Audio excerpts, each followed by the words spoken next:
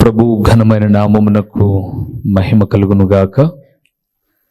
మన ప్రభువును రక్షకుడునైన యేసుక్రీస్తుల వారి యొక్క ప్రశస్తమైన నామములో దేవాది దేవునికి మనము కృతజ్ఞతాస్తుతులు చెల్లిస్తూ నిండు మనస్సుతో దేవుని ఆరాధన చేయుటకు, దేవుని వాక్యం వినుటకు, దేవుని పాదముల చెంత కూర్చున్న దేవుని ప్రియబిడలైన మీ అందరికీ కూడా మన ప్రభు అయిన యేసుక్రీస్తు పేరట శుభవందనములు తెలియచేయచ్చు ఉన్నాను.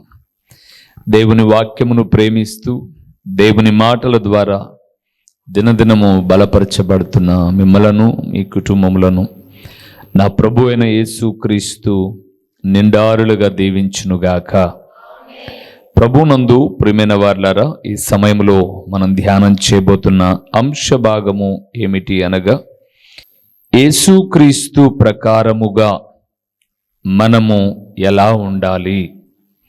యేసుక్రీస్తు ప్రకారముగా, ప్రాకారము కాదు, ప్రకారముగా. మీకు అర్థమైపోయింది సందేశము ప్రకారము. ఎవరైనా మనం పనికి పిలుచుకున్నప్పుడు మనం చెప్తాం, మేము చెప్పిన ప్రకారం చేయండి అంటాం, మేము చెప్పిన ప్రకారం చేయని అంటాం. మన పిల్లలు ఏదైనా చెబితే, రేయ్ నీకు అవన్నీ ఎందుకురా, నేను చెప్పిన ప్రకారం చెయ్యి అంతే అని అంటాం. అది కాదమ్మా ఇది అని అంటే, అవన్నీ వద్దబ్బా, నేను చెప్పిన ప్రకారం చెయ్యి అని అంటాం. కొన్ని పర్యాయములు పెద్దలుగా మనం ఈ ప్రకారంగా చేయండి అని అంటాం. కొన్నిసార్లు మనం బాధపడతాం, అరే వాడు చెప్పిన ప్రకారంగా చేసింటేనే బాగుండు కదా మనకన్నా అని అనిపిస్తుంది. ఏదేమైనా ప్రకారము అనబడేది ఒక పద్ధతి, ఒక క్రమం, ఒక విధి విధానం, ఇలాగ ఉండాలి అని. యేసు ప్రభుల వారు ఎలాగ ఉన్నాడో, ఎలాంటి పద్ధతి ప్రకారంగా నడుచుకున్నాడో దానిని ప్రకారము, ఇలాంటి ప్రకారము అని మనం చెప్పుకుంటూ రావడం.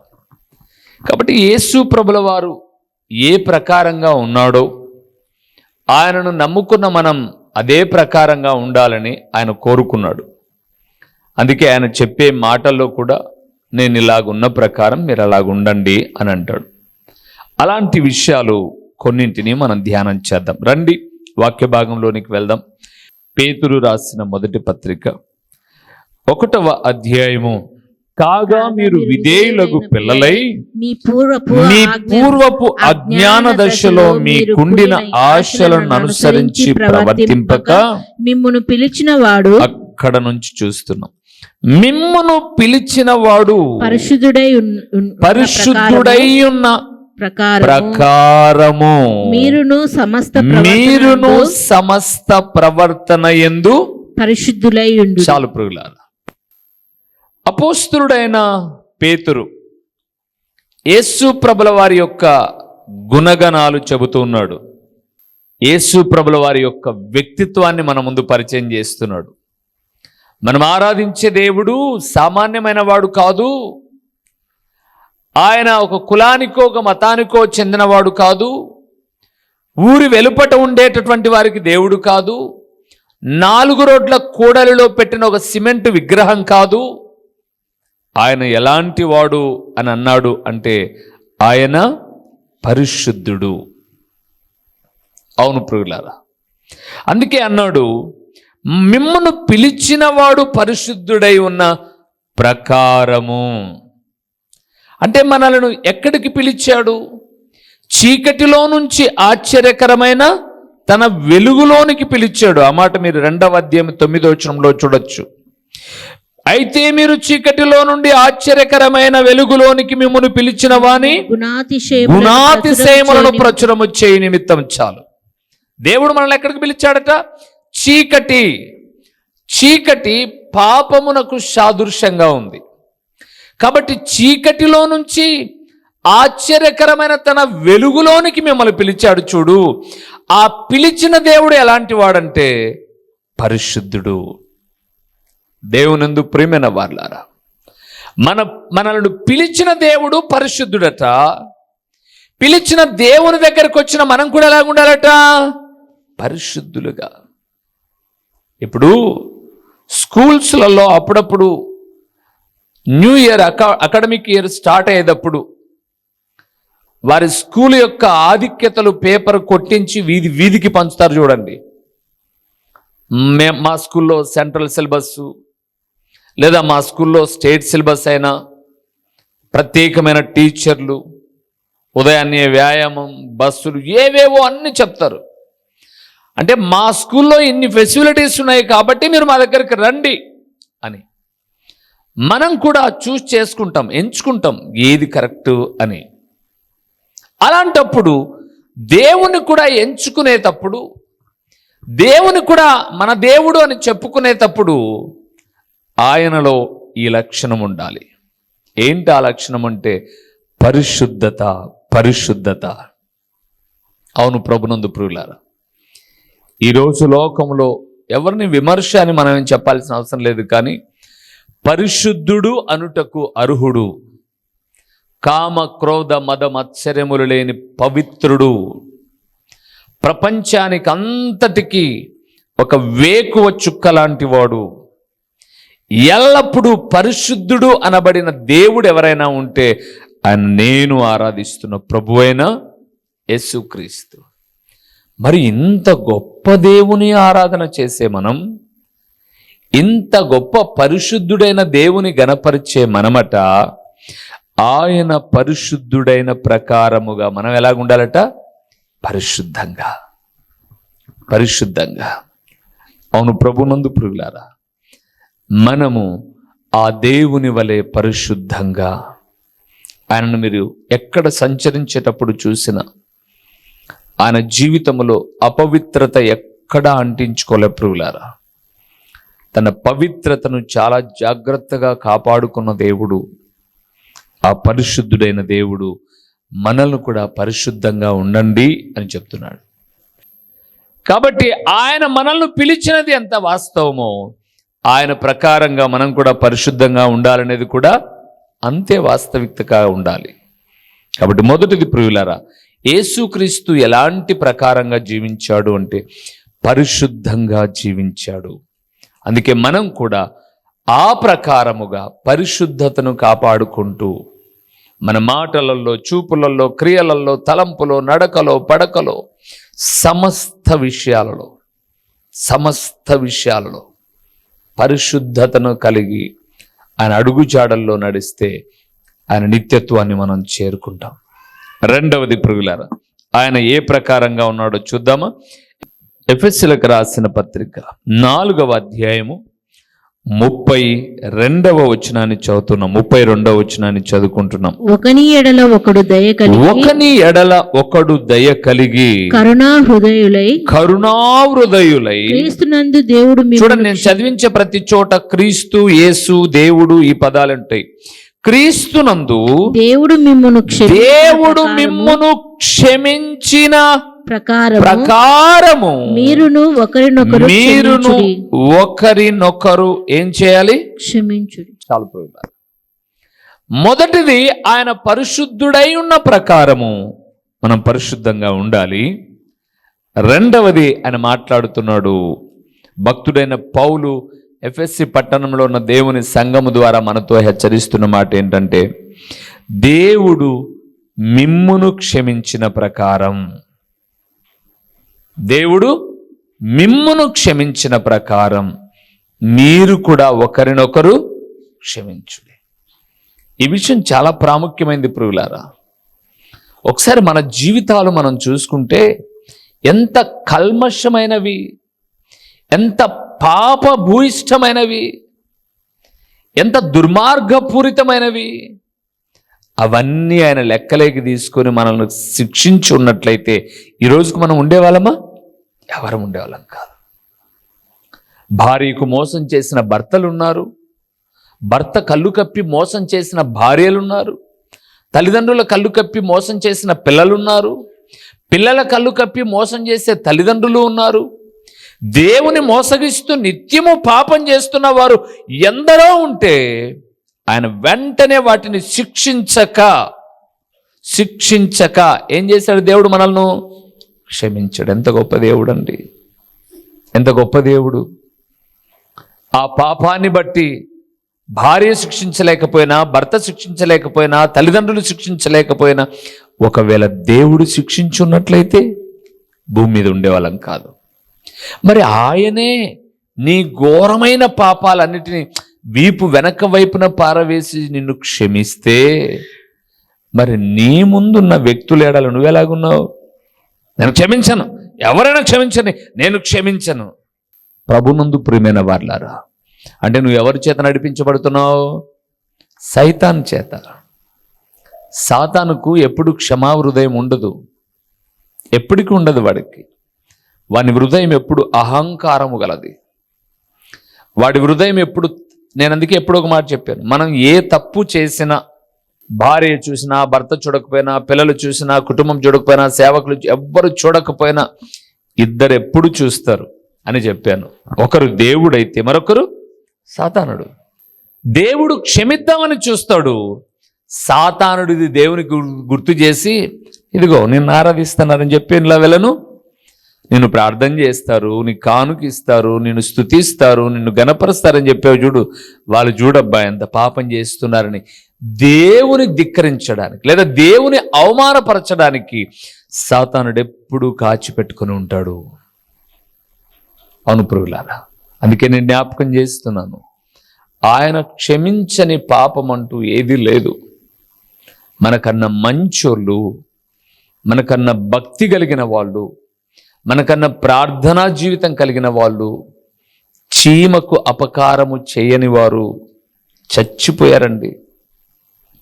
మనం ఎన్నో అపకారాలు చేసినా, ఎంతో పాపం ఉండి నివురు కప్పిన నిప్పు మాదిరి కప్పిపుచ్చుకొని నాకేం పాపం లేదు అని మనం తప్పించుకొని తిరుగుతున్నా, ఆయన గొప్ప కనికరం ఏం చేస్తుంది అంటే క్షమిస్తూనే ఉంది.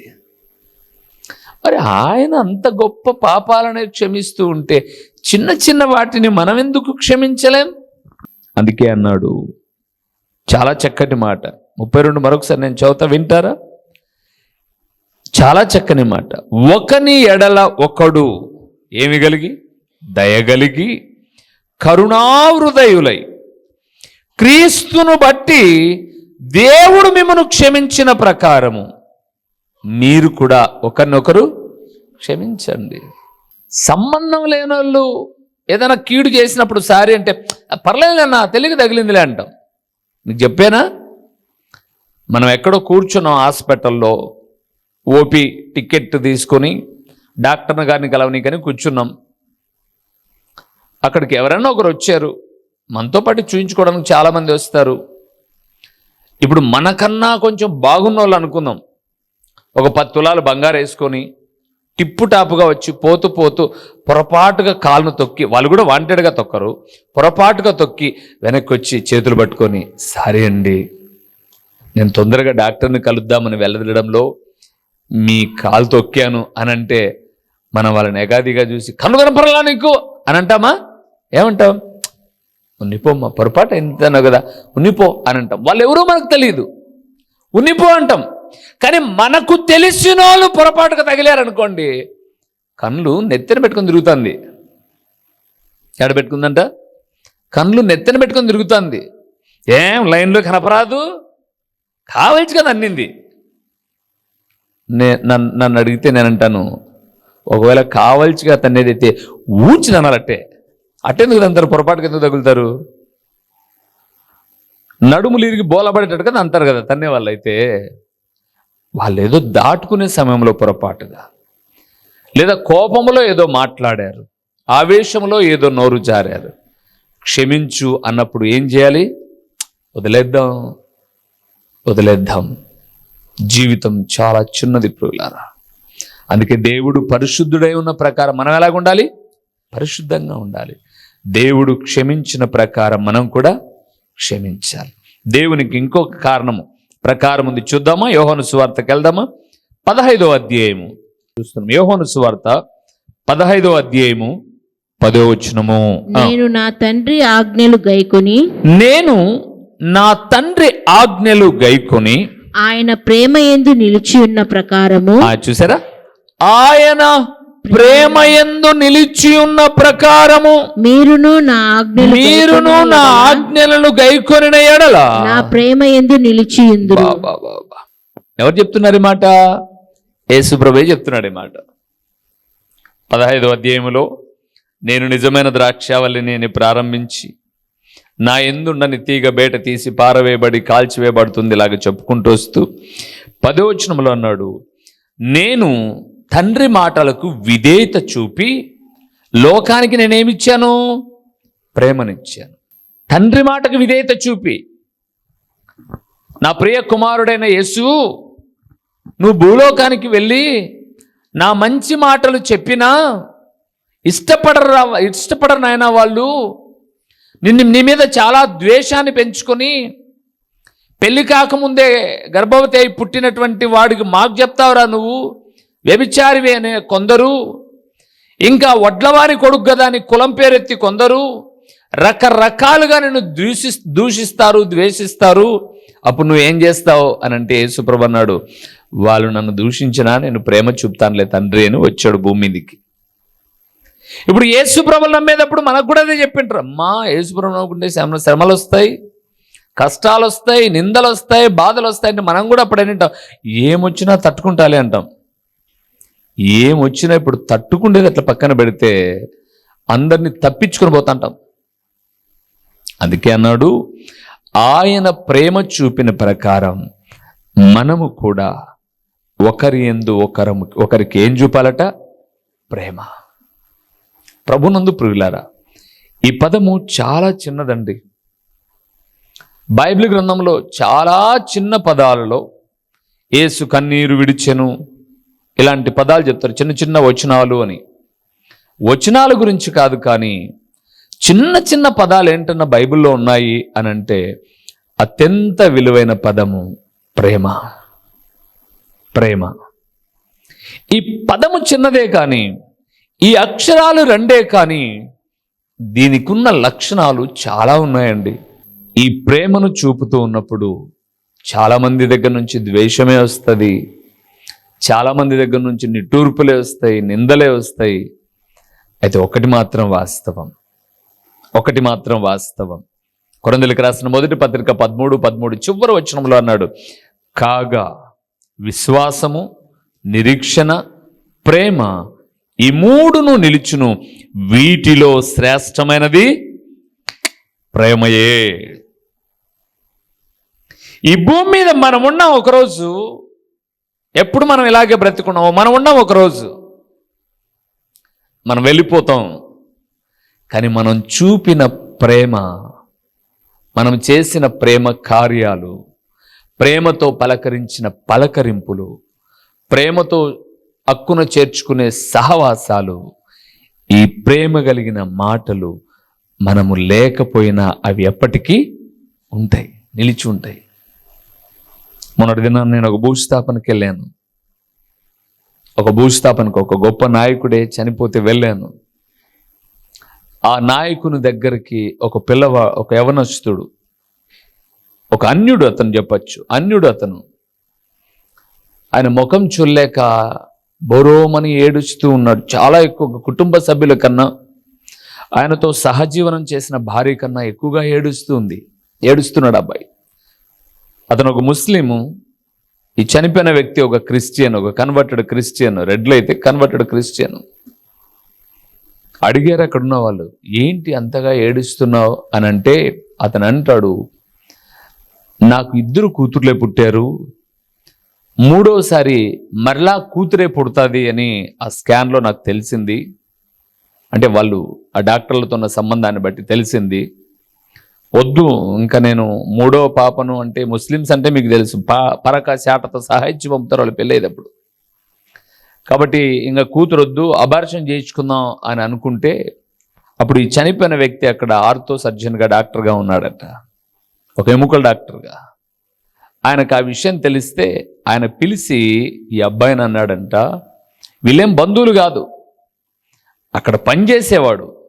అన్నాడంట, వద్దు అమ్మాయి అయినా పర్లేదు, నేను చదివిస్తాను, నేను కొంత డబ్బులు ఫిక్స్ చేస్తాను, అమ్మాయి పుట్టగానే నేను కొంత డబ్బులు ఫిక్స్ చేస్తాను, ఆ అమ్మాయి జీవనం అంతా నడుస్తుంది, నేను హెల్ప్ చేస్తాను, ఎందుకు ఇప్పుడు అబార్షన్ చేసి తల్లి ప్రాణానికి ఇబ్బంది, బిడ్డకు ఇబ్బంది, ఉన్నీలే అని అన్నాడంట. ఆయన మాట్లాడిన ఆ ప్రేమ కలిగిన మాటను బట్టి ఇతను కుటుంబంలో వ్యక్తి కన్నా ఎక్కువగా ఏం చేస్తున్నాడు? ఏడుస్తూ ఉన్నాడు. నిజమే ప్రియులారా, మనం వెళ్ళిపోయినా నన్ను ఎంతో ప్రేమగా మాట్లాడేది మా రక్త సంబంధికులుగా, మా బంధువులు, మా కోడలో, మా అత్తో, మా మామో, మా పిల్లలో, భర్తో, భార్యో, ఏడవడం కాదు ప్రియులారా, నిత్యము ప్రేమ అంటే వాళ్ళే గుర్తొచ్చేటట్టుగా ఉండాలి. అందుకే అన్నాడు, దేవుడు ఏం చూపాడట? ప్రేమ చూపాడు. మనల్ని కూడా ఏం చూపమంటున్నాడు? ప్రేమ. ఈ ప్రేమ బైబిల్ గ్రంథం చెప్పింది అగాధము కన్నా గొప్పదంట. ఈ ప్రేమ ఎత్తును లోతును కొలవడం మన వల్ల కాదంట. ప్రభునందు ప్రియులారా, ఇక క్రీస్తు ప్రేమ చాలా గొప్పది. ప్రాణం పెట్టిందంటే మన కోసం.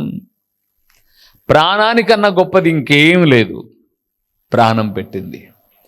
ఆ దేవుని ప్రేమను కలిగి ఉన్నటువంటి మనం కూడా ఇతరుల ఎడల ఏం చూపాలి? ప్రేమ. అంతే అండి, ప్రేమ అంతే. చాలా మాటలు చెప్పాను మీకు. ఒకసారి సభకి వెళ్ళాం, మీటింగ్కి వెళ్ళాం, అందరినీ మామూలుగా పలకరిస్తున్నాం. ఈ పాస్టర్ గారు చెప్పారు, అది ఎదురుకు వస్తున్నామే ఈ చర్చిలో కొంచెం హుందాగా, అంటే ఉద్యోగస్తురాలు భార్య అని, అంటే ఉద్యోగస్తురాలు భార్య అయితే మనలేని కూర్చున్నాం. ఆమె దగ్గరకు వచ్చింది. దగ్గరకు వచ్చినాక వందనాలమ్మా, ఆమె వందనాలు చెప్పింది, నేను వందనాలు చెప్పాను. బాగుండవమ్మా అన్నాడు. బాగుంటే కదా చర్చికి వచ్చింది అనంది. కంపదానా, నేనేమన్నాను? బాగున్నావా అమ్మా అన్నాను. బాగుంటేనే కదా చర్చికి వచ్చింది అనింది. ఏమో ఆమెది 50 లెక్క తీసుకుని ఎగరగొట్టినట్టు. బాగుంటేనే కదా చర్చికి వచ్చిందంటే సరేలే, మాకేలే ఎట్లాంటి జరిగేదని చెప్పేసి కూర్చున్నాం. ప్రార్థన అయిపోయి వాక్యం చెప్పిన తర్వాత ఎవరెవరు ఏమేమి సమస్యలు ఉన్నాయో రండి ప్రార్థన చేద్దామంటే ఆడికొచ్చి ఇన్ని చెప్తాంది సమస్యలు.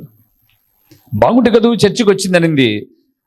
కొడుకు మాట ఇండయా, తిరగబడతాడు, కొడతాడు, ప్రార్థన చెయ్యి అని అంటుంది. ఇప్పుడు దాకా బాగుంది నిన్నవే కంప అనాలా అనిపించింది. ఏం అనలేము ఇంకా కంపది అంతేలే అని చెప్పేసి, అట్లానమ్మా సరే ప్రార్థన చేస్తాంలే, దేవుడు సాయం చేస్తానులే అని చెప్పేసానంటే ఏడిచి మొత్తం అంతా తుడిచి, అంటే నాకు బుగిపోకుండా ఆమె తుడుచుకొని అంతా పాయ బయటికి. ఇలాంటి కంపలు ఉంటాయి కొన్ని. ఈ కంపలు పోయిందనుకోండి, ఇడిపించుకునే చాలేరా అనుకుంటాం. అలాగుండకూడదు. ప్రేమ కలిగి ఉండాలి. ఇంకా చాలా ఉన్నాయి. ఇంకొక మాట చెప్పి నేను ముగిస్తాను. ప్రకటన గ్రంథం 3వ అధ్యాయము 21వ వచనాన్ని, ఇక్కడ కూడా యేసు ప్రభుల వరకు మంచి మాట మాట్లాడుతున్నాడు చూడండి. ప్రకటన గ్రంథం 3వ అధ్యాయము 21వ వచనం. నేను జయించి నా తండ్రితో కూడా ఆయన సింహాసనమునందు కూర్చుండి ఉన్న ప్రకారము జయించువానిని నాతో కూడా నా సింహాసనమునందు కూర్చుండని. చాలు ప్రుగులారా. 4వదండి, దేవుడు యేసు ప్రభుల వారు జయించిన ప్రకారము మన జీవితంలో కూడా ఏముండాలి? జయం ఉండాలి, జయ జీవితం ఉండాలి. ఏమి జయించాడు ఆయన? మనం యోహాను పత్రికకు వెళ్తే తెలుస్తుంది.